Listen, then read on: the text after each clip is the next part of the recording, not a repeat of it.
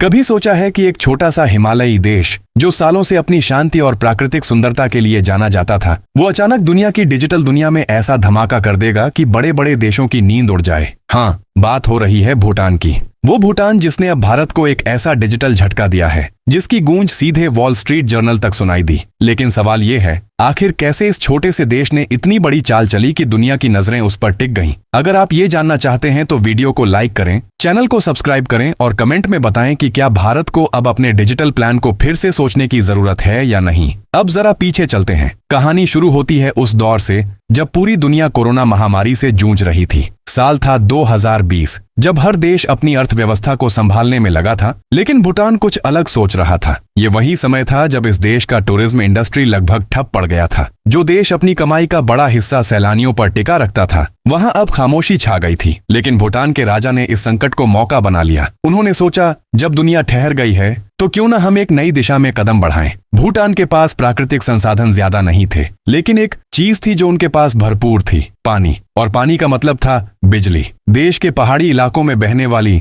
नदियों से बिजली बनाना भूटान की ताकत थी। इसी बिजली को उन्होंने अपनी सबसे बड़ी पूंजी बना दिया। राजा ने सोचा, अगर बिजली इतनी है तो इसे सिर्फ घरेलू उपयोग में ही क्यों लगाया जाए? क्यों ना इस बिजली को ऐसे क्षेत्र में लगाया जाए जो आने वाले वक्त में पूरी दुनिया को बदल दे। और यहीं से शुरू हुई भूटान की क्रिप्टो माइनिंग की कहानी। हिमालय की गोद में बैठा ये देश अब बिटकॉइन माइनिंग करने लगा। जी हाँ, पानी से पैदा की गई बिजली का इस्तेमाल उन्होंने बिटकॉइन निकालने में किया। नतीजा ये हुआ कि थोड़े ही वक्त में ये खबर दुनिया के बड़े न्यूज प्लेटफॉर्म तक पहुंच गई। वॉल स्ट्रीट जर्नल ने लिखा, a remote Himalayan kingdom bets big on bitcoin mining, so far it has paid off. यानी दूर दराज पहाड़ों में बसे इस देश ने जो दांव खेला वो अब तक काम कर गया है। भूटान के इस कदम ने टेक्नोलॉजी जगत में तूफान ला दिया, क्योंकि जिस वक्त दुनिया के कई बड़े देश बिटकॉइन से दूरी बना रहे थे, उस वक्त भूटान ने क्रिप्टोकरेंसी को अपनाकर उसे अपने भविष्य की अर्थव्यवस्था का हिस्सा बना लिया। कुछ रिपोर्ट्स कहती हैं कि आज भूटान की कुल जीडीपी का लगभग 40% हिस्सा बिटकॉइन और क्रिप्टो एसेट्स में जुड़ा हुआ है। 4 साल के अंदर भूटान ने जो हासिल किया वो किसी चमत्कार से कम नहीं। उन्होंने अपनी हाइड्रो पावर का इस्तेमाल करके बिटकॉइन माइनिंग को इतना बढ़ा दिया कि उनके पास अब लगभग 12,000 से भी ज्यादा बिटकॉइन है। हर बिटकॉइन की कीमत करोड़ों में जाती है। अब सोचिए, इस छोटे से देश ने लगभग 1.3 अरब डॉलर के बराबर डिजिटल एसेट जमा कर लिए हैं।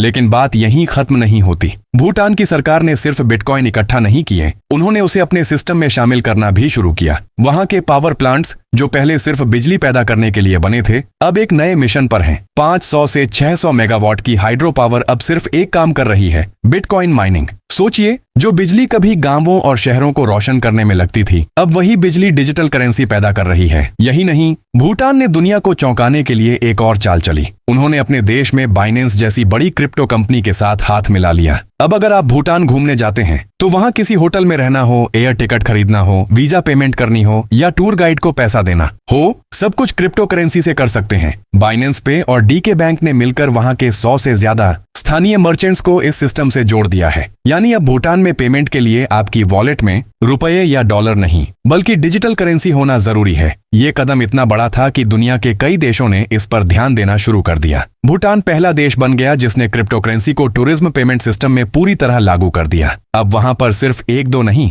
बल्कि 100 से भी ज्यादा क्रिप्टो करेंसीज को पेमेंट के रूप में स्वीकार किया जाता है। ये कोई छोटा कदम नहीं था, क्योंकि इससे भूटान ने दुनिया को ये संदेश दिया कि वो अब सिर्फ पहाड़ों में सिमटा देश नहीं रहा, बल्कि डिजिटल रेस में भी सबसे आगे निकल चुका है। अब जरा सोचिए, जब कोई विदेशी टूरिस्ट भूटान घूमने आता है और वहां पेमेंट क्रिप्टो में करता है, तो भूटान के पास वो क्रिप्टो रह जाता है। और जैसा कि हम जानते हैं, बिटकॉइन और अन्य क्रिप्टो करेंसी की वैल्यू लगातार बढ़ती रहती है। यानी भूटान को सिर्फ सर्विस का पैसा नहीं मिल रहा, बल्कि वो डिजिटल एसेट्स भी जमा कर रहा है जो आने वाले वक्त में सोने से भी ज्यादा कीमती हो सकते हैं। ये ऐसा है मानो किसी देश ने कहा हो, हमें रुपये नहीं, सोना दो, और लोगों ने खुशी खुशी दे भी दिया। इस प्लान के पीछे की दूरदर्शिता वाकई कमाल की है। भूटान ने समझ लिया था कि आने वाला वक्त डिजिटल करेंसी का है, और अगर आज उन्होंने इसमें निवेश किया तो कल जब पूरी दुनिया क्रिप्टो की ओर बढ़ेगी, तब वो पहले से ही तैयार रहेंगे। अब जब आप भूटान की इस चाल को समझते हैं तो साफ दिखता है कि उन्होंने सिर्फ अपनी इकोनॉमी को नहीं संभाला, बल्कि उसे भविष्य की टेक्नोलॉजी से जोड़ दिया।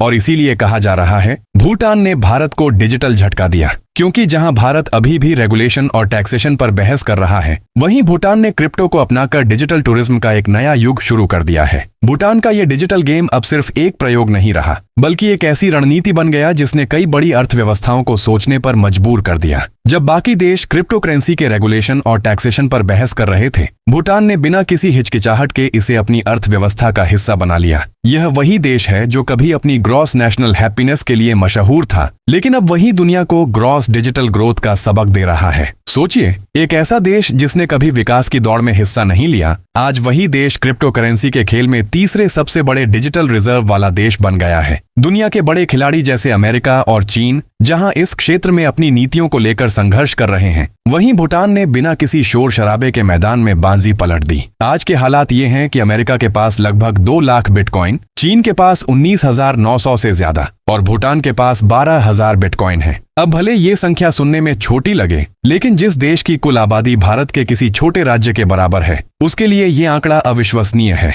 भूटान के राजा की दूरदर्शिता यहीं नहीं रुकी। उन्होंने समझ लिया था कि अगर डिजिटल करेंसी को केवल माइनिंग तक सीमित रखा गया तो इसका फायदा सीमित ही रहेगा। इसलिए उन्होंने तय किया कि इसे देश के वित्तीय सिस्टम, पर्यटन और अंतर्राष्ट्रीय लेनदेन से जोड़ना होगा, और तभी उन्होंने बाइनेंस के साथ वो ऐतिहासिक करार किया जिसने भूटान को एक कदम और आगे पहुंचा दिया। अब भूटान में आप जब किसी रेस्टोरेंट में खाना खाते हैं, होटल में ठहरते हैं या किसी टूर गाइड को भुगतान करते हैं, तो वहां की मशीन में न रुपए लगते हैं न डॉलर। बस क्रिप्टो स्कैन करिए, पेमेंट हो गया। बाइनेंस पे और डीके बैंक ने मिलकर ऐसा सिस्टम बना दिया है कि अब भूटान में घूमने वाला हर विदेशी टूरिस्ट अपनी डिजिटल करेंसी से भुगतान कर सकता है। और मजे की बात यह कि भूटान सरकार ने इन सभी ट्रांजैक्शंस को अपने क्रिप्टो रिजर्व सिस्टम से जोड़ रखा है ताकि हर आने वाला डिजिटल कॉइन उनके राष्ट्रीय खजाने का हिस्सा बन जाए। यही कारण है कि जब बाकी दुनिया क्रिप्टो के उतार चढ़ाव से डरती है, भूटान उस जोखिम को एक अवसर की तरह देख रहा है। उन्हें मालूम है कि बिटकॉइन जैसी करेंसी का मूल्य समय के साथ बढ़ता जाएगा, और अगर वे इसे अभी अपने पास रखते हैं तो भविष्य में यही उनके लिए सोने की खान साबित होगी। इस रणनीति ने भूटान को एक नए युग में पहुंचा दिया है। अब वहां की अर्थव्यवस्था सिर्फ बिजली या पर्यटन पर निर्भर नहीं रही। क्रिप्टो माइनिंग ने वहां के युवाओं के लिए रोजगार के नए अवसर खोले हैं। पहले जो युवा देश छोड़कर बाहर जाने का सोचते थे, अब वही लोग देश में रहकर डिजिटल माइनिंग, ब्लॉकचेन डेवलपमेंट और डिजिटल एसेट मैनेजमेंट जैसे कामों में शामिल हो रहे हैं। भूटान सरकार ने इन सब के लिए एक विशेष डिजिटल विभाग भी बनाया है जो इस पूरे सिस्टम की निगरानी करता है। वहां के ऊर्जा मंत्रालय और वित्त मंत्रालय ने मिलकर यह सुनिश्चित किया कि बिजली का उपयोग संतुलित रहे, यानी देश के नागरिकों की जरूरतें भी पूरी हों और क्रिप्टो माइनिंग भी तेजी से चलती रहे। लेकिन भूटान की यह छलांग केवल आर्थिक दृष्टि से ही नहीं, बल्कि राजनीतिक रूप से भी बहुत महत्वपूर्ण है। भूटान ने यह दिखा दिया कि छोटे देश भी अगर सही तकनीक और दिशा चुन लें तो वे दुनिया के सामने एक नई मिसाल कायम कर सकते हैं। ये वही देश है जो पहले भारत से अपनी बिजली बेचकर कमाई करता था, लेकिन अब उसी बिजली से बिटकॉइन बनाकर भारत से भी आगे निकलने की ओर बढ़ चुका है। भूटान की इस सफलता का असर अब भारत तक महसूस किया जा रहा है। भारत में जहां सरकार ने क्रिप्टो पर 30% टैक्स और 1% TDS लगा रखा है, वहीं इस कठोर नीति की वजह से हजारों भारतीय क्रिप्टो ट्रेडर्स देश छोड़कर दुबई, सिंगापुर और भूटान जैसे देशों में काम कर रहे हैं। जिन लोगों ने भारत में ट्रेडिंग करनी शुरू की थी, उन्होंने अब अपने सारे डिजिटल वॉलेट विदेश में शिफ्ट कर दिए हैं। भूटान की नीतियां इसके ठीक उलट हैं। वहां क्रिप्टो को एक नए आर्थिक इंजन के रूप में देखा गया है। सरकार ने इसे न तो जुआ कहा, न अवैध व्यापार, बल्कि उन्होंने इसे एक फ्यूचर डिजिटल इन्वेस्टमेंट की तरह अपनाया है। इस बदलाव की वजह से भूटान अब केवल डिजिटल पेमेंट का देश नहीं रहा, बल्कि एक ऐसा क्रिप्टो टूरिस्ट हेवन बन चुका है जहां आने वाला हर यात्री न सिर्फ खर्च करता है, बल्कि भूटान की डिजिटल ताकत में योगदान भी देता है। अब सवाल ये उठता है, क्या भारत इस गेम को समझ पाएगा? क्योंकि आज जो रास्ता भूटान ने चुना है वो कल की वैश्विक अर्थव्यवस्था का भविष्य बनने वाला है। और अगर भारत ने इस दिशा में देर की तो शायद वह उस डिजिटल रेस में पीछे रह जाएगा जिसमें एक छोटा हिमालयी देश पहले से ही झंडा गाड़ चुका है। भूटान ने दुनिया को दिखा दिया है कि टेक्नोलॉजी सिर्फ अमीर देशों की ताकत नहीं होती, बल्कि एक छोटे देश की सोच अगर बड़ी हो तो वो भी पूरी दुनिया को दिशा दे सकता है। और अब सवाल आपके लिए, क्या भारत को भी भूटान की तरह क्रिप्टो को खुले तौर पर अपनाना चाहिए या फिर हमें अभी भी पुराने सिस्टम पर टिके रहना चाहिए? अपनी राय नीचे कमेंट में जरूर बताइए। अगर आपको ये वीडियो जानकारी पूर्ण लगा हो तो इसे लाइक करें, चैनल को सब्सक्राइब करें और अपने दोस्तों के साथ शेयर करें ताकि वो भी जान सकें कि कैसे एक छोटा सा देश डिजिटल दुनिया में बड़ा खेल खेल गया।